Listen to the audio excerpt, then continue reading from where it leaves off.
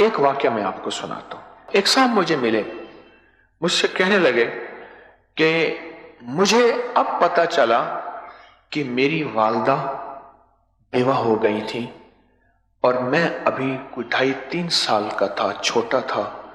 जब मैंने शऊर की आंख खोली तो मैंने अपनी वालदा को या कहारो पढ़ते देखा, और वो बहुत पढ़ती थी और बहुत पढ़ती थी और हम पे फूंक मार देती थी। मेरे साथ के चचा के घर कभी हादसा, कभी बीमारी, कभी तकलीफ, कभी दुख, कभी मुश्किल, और मेरे वालिद मर गए थे। उनकी थोड़ी सी जमीन थी, उसमें से थोड़ी सी आमदनी आती थी और वो भी अक्सर मुजारे और नौकर खा जाते थे, वारिस कोई नहीं था। हम छोटे थे, मेरा बड़ा भाई 7 साल का था, बहन 5 साल की थी, मैं 2.5 साल का था, 2.25-3 साल का था जब मेरा वालिद जवानी के आलम में फौत हो गया।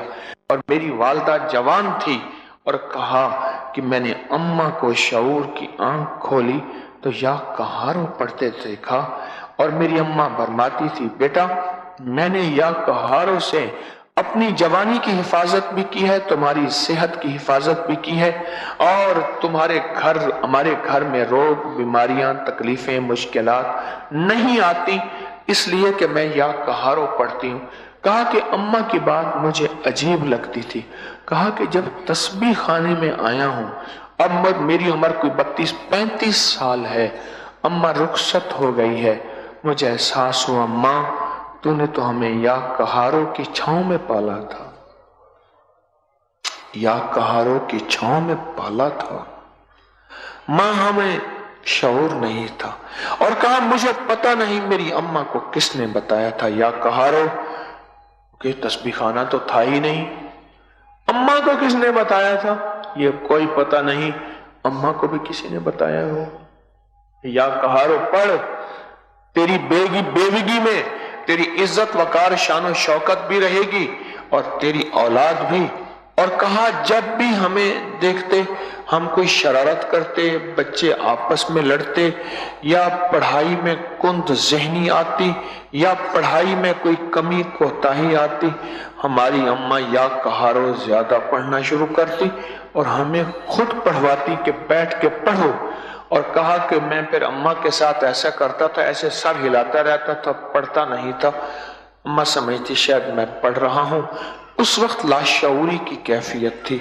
अब एहसास होता है कि जब अम्मा पढ़ती या हमें पढ़वाती थी, ना बीमारियां रहती थी, ना दुख रहते थे, ना मसाइल रहते थे, ना मुश्किलें आती थी, ना परेशानियां रहती थी, और हम जिंदगी के मैंने 30-35 साल ऐसे सुकून के और तरक्कियों के गुजारे।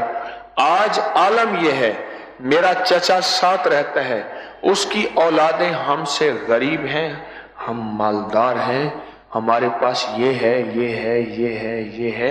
जब अब्बा हमारे पास कुछ छोड़ के नहीं गया था, एक छोटा सा जमीन का टुकड़ा था जिसकी थोड़ी सी आमदनी आती थी और बाज़ औक़ात 2 वक्त की भी पूरी नहीं होती थी।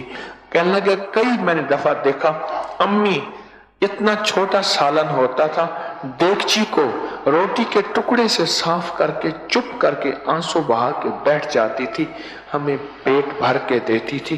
पर मैंने बचपन में अम्मा को या कहार पढ़ते देखा था।